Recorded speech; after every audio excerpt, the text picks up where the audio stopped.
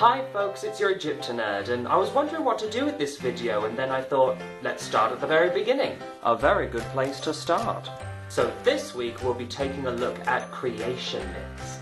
Our sources for creation myths vary. Some we have to piece together from various texts, while others have texts all of their own. Multiple creation accounts coexisted in ancient Egypt, as while in many contemporary Western cultures things are seen as either one thing or the other, to the Egyptians different things could be true in different contexts, and what might seem to us as being contradicting points of view, to them were two aspects of a larger reality. We'll be taking a look at 3 myths today, so let's just jump in. Most myths start the same way, or certainly in the same place. Before the world as we know it came into being, there was only the noon, the limitless primordial ocean, which is essentially unordered matter and potentiality. The created universe is surrounded by these waters, and while they can be creative and the renewal of the cosmos depends on them, they can also be chaotic and destructive, and everything will eventually dissolve back into them at the end of the world. The creator, whoever that is depending on the narrative, is dormant within the noon and is sort of part of it, but eventually becomes self-aware and wakes up. They then emerge from the noon in order to begin their creation, most commonly on top of a mound surrounded by marshes, though this can also be an island of fire or even inside an egg. Since the noon is sort of the raw materials for what now exists, this process can be seen less as creation out of nothing and more as an act of revelation. But let's get into particulars.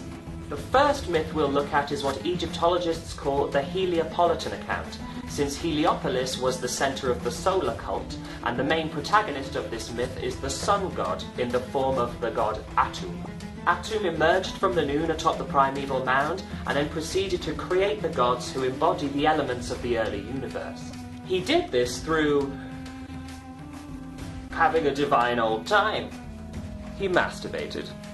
From this he created the god Shu, embodying air and void, and the goddess Tefnut, embodying moisture. And they in turn conceived Geb, the god of the earth, and Nut, the goddess of the sky. Geb and Nut were very frisky, which didn't really leave much room for anything to live, so Shu came in and stood between them, lifting Nut above his head, creating earth below, sky above, and air in between. Geb and Nut's children were Osiris, Isis, Nephthys, and Seth, who complete the 9 gods of the Ennead of Heliopolis.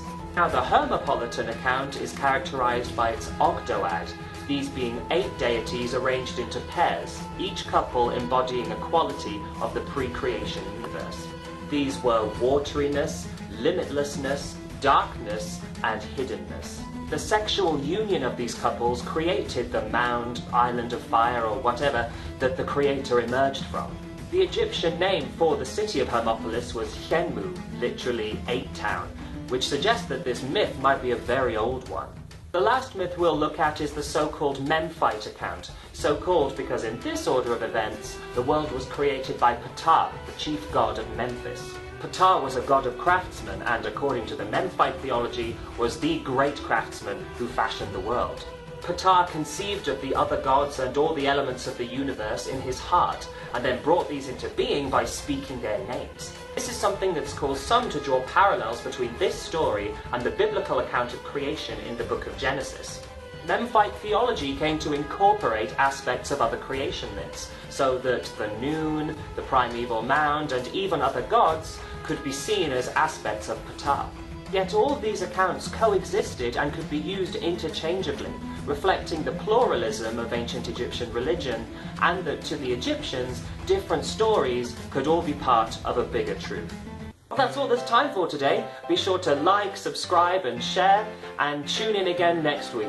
I'm your EGYPTONERD, and remember, there's always more to discover.